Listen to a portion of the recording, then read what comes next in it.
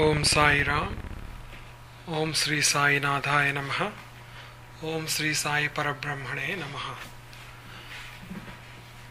ఈరోజు సత్సంగంలో బాబా లీలల్లో ఒకటైనటువంటి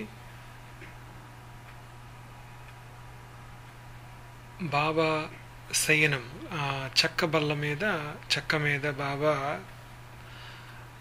ఎట్లా పడుకున్నారు అన్న దాని గురించి ఈరోజు మనము చెప్పుకుందాం. ఫస్ట్ బాబా అసలు ఎట్లా పడుకునేవాళ్ళు. మామూలుగా ద్వారకామాయిలో అదంతా సరిగా ఉండేది కాదు. అప్పుడు బాబా కింద పడుకొని నేల మీద పడుకుంటున్నారని చెప్పి నానాసాహెబ్ డేంగ్లే ఒక రోజున ఒక చెక్క బల్లని తీసుకొని వచ్చి బాబా కింద పడుకోకుండా దాని మీద పడుకుంటాడు అని చెప్పేసి దాన్ని సమర్పించుకుంటారు బాబాకి. బాబా ఏం చేస్తారంటే అది నేల మీద కాకుండా దాన్ని ఆ సీలింగ్కి చిన్న గుడ్డ పీలికలతో అవి దాదాపు చినిగిపోయేటట్లుగా ఉంటాయి అన్నమాట. వాటితో బాబా ఆ సీలింగ్కి దాన్ని ఆ చెక్కను కట్టి దాని మీద పడుకోవటం మొదలుపెట్టారు. అందరికీ మహా ఆశ్చర్యము. బాబా అసలు దానిపైకి ఎట్లా ఎక్కుతున్నారు, ఎట్లా దిగుతున్నారు, దాని మీద పడుకోవడానికి కూడా స్థలం లేదే, ఎట్లా పడుకుంటున్నారు అన్న ఒక ఆశ్చర్యం కలుగుతూ ఉండేదన్నమాట. బాబా దాని మీద పడుకోవటమే కాకుండా ఆ 4 పక్కల 4 దీపాలు ఉంచేవాళ్ళు అన్నమాట. ఆ 4 దీపాలు రాత్రంతా వెలుగుతూ ఉండేవి. దీని గురించి ఒకసారి దాసగణు తన యొక్క భక్త లీలామృతము అనే పుస్తకంలో ఆయన ఈ విధంగా చెప్పారు. ఈ చెక్క ఆ సీలింగ్కి ఎంతో దగ్గరగా ఉంది. మామూలుగా మనిషి ఎక్కటము దిగటము పక్కన పెట్టినా కానీ అట్లా వంగి దాని మీద శరీరాన్ని వంచి పడుకోవటం అనేది ఎంతో కష్టమైన విషయము. అట్లాంటిది బాబా అసలు ఎట్లా పడుకునేవాళ్ళు అని ఆశ్చర్యంగా ఆయన దాన్ని చెప్పటం జరిగిందనమాట.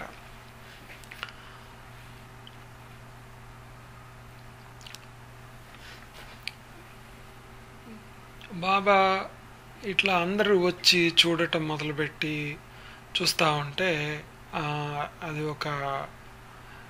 ఆయనకు ఒక డిస్టర్బెన్స్ లాగా అయిపోయి చివరికి దాన్ని ముక్కలు చేసి విసిరేసి పారేశారనమాట. సో ఈ మొత్తం మీద చూసుకుంటే బాబా మరి ఎవరు పైకి ఎక్కలేరు. దాని మీద గుడ్డ పీలికలు చినిగిపోతాయి. ఆ యొక్క చెక్క బరువునే గుడ్డ పీలికలు మొయ్యలేనప్పుడు బాబా బరువుని అవి ఎట్లా ఉన్నాయి మోస్తా అని చెప్పేసి ఆలోచిస్తే మనం ఆ లీలకి వెనక ఉన్న రహస్యం ఏంటనేది ఒక్కసారి మనము చూద్దాము. సాయిబాబాని మనము యోగి రాజా అని పిలుస్తాము. ఆయనకి సాధ్యపడినటువంటి సిద్ధి కానీ సాధ్యపడినటువంటి లీల కానీ ఏమీ లేదు. పతంజలి యోగ సూత్రాల్లో విభూది పాదం అనే 3వ చాప్టర్లో ఈ యొక్క సిద్ధుల గురించి, ఈ యొక్క పవర్స్ గురించి అంతా చక్కగా చెప్పడం జరిగింది. వాటిల్లో అష్టమహాసిద్ధులు అనేవి కూడా ఉన్నాయి. ఇది మనకు భాగవతంలో కూడాను చక్కగా చెప్పబడుతుంది.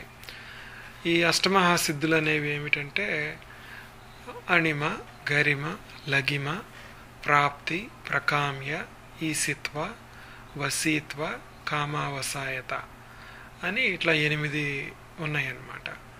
వీటిల్లో లగిమ అనే ఒకటువంటి శక్తిని కనుక చూసినట్టయితే, లగిమ అంటే ఏంటంటే శరీరాన్ని చాలా తేలిక చేసేయటం అన్నమాట.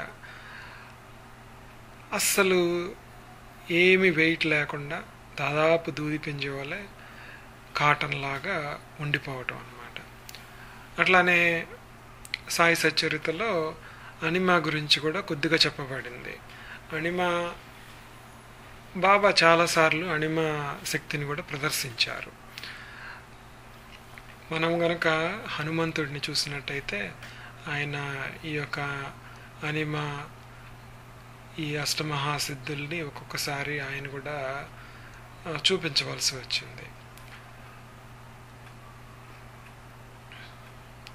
మనం గనక షిరిడి సాయిని చూసినట్టయితే ఆయన దగ్గర కొన్ని నాణ్యాలుండి ఆ నాణ్యాలని ఆయన రుద్దుతూ ఉండేవాళ్ళు.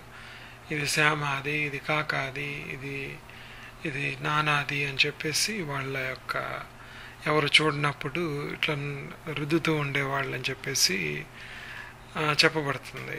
అవి అట్లా రుద్దటం మూలాన వాళ్ళ యొక్క కర్మల్ని నశింపజేయటము, వాళ్ళని ముక్తి పదంలో నడిపించటానికి బాబా అట్లా చేసేవాళ్ళని చెప్పి చెప్పబడింది.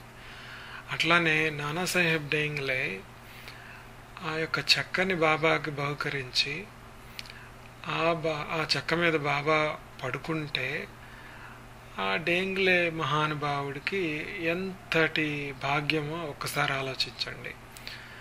మామూలుగా మనం గురువు యొక్క పాదాలను ముట్టుకుంటేనే ఆ పాదాల్లో నుంచి మనకి అద్భుతమైన శక్తి మనకు లభిస్తుంది.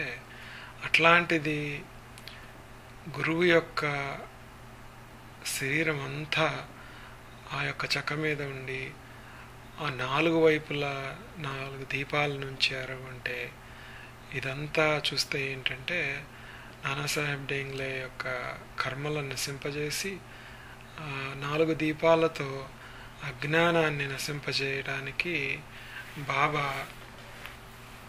కంకణం కట్టుకొని ఆ నానాసాహెబ్ని ఉద్ధరించారు అని చెప్పి మనం చెప్పుకోవచ్చు. ఒకసారి బాబా కాకా సాహెబ్కి ఈ యొక్క చెక్క గురించి, దాని యొక్క గొప్పతనాన్ని గురించి చెప్పటం జరిగింది. తర్వాత కాకా సాహెబ్ అంటారు బాబాతో, బాబా నీకు గనక ఈ యొక్క చెక్క నీకు నిజంగా ఇష్టమయ్యి నువ్వు అక్కడ పడుకోవటం నీకు నిజంగా ఇష్టమైతే మళ్ళా నేను ఆ చెక్కను అట్లాంటి చెక్కను తీసుకొచ్చి నీకు కట్టి పెడతాను, మరి నీకు ఇష్టమైతే చెప్పు బాబా అని అడిగాడు అనమాట. అప్పుడు బాబా ఏమన్నారంటే, కాకా మహల్సాపతిని కింద నేల మీద పడుకోబెట్టి నేను పైకెక్కి పడుకుంటే ఏం బాగుంటుంది అని చెప్పి బాబా అన్నారు. అప్పుడు కాకా సాహెబ్ ఏమన్నారంటే, బాబా మహల్సాపతికి కూడా ఒక చెక్క ఇస్తాను, చెక్క తీసుకొద్దాము అన్నారు.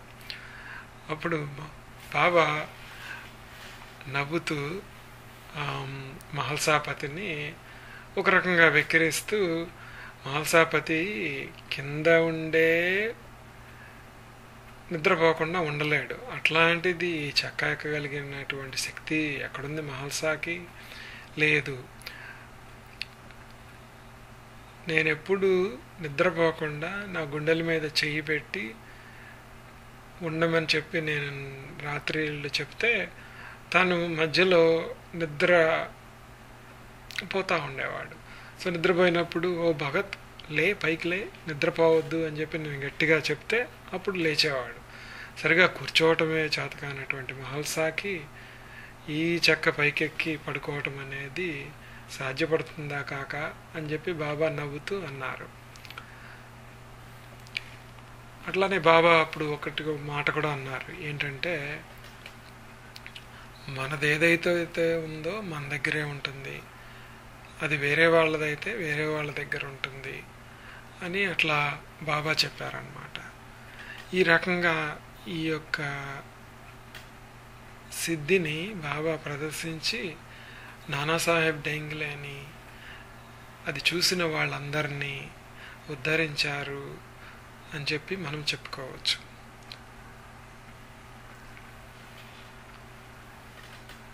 ఓం సాయిరామ్. ఓం శ్రీ సాయినాథాయ నమః. ఓం శ్రీ సాయి పరబ్రహ్మణే నమః. శ్రీ సచ్చిదానంద సద్గురు సాయినాథ్ మహారాజ్ की जय.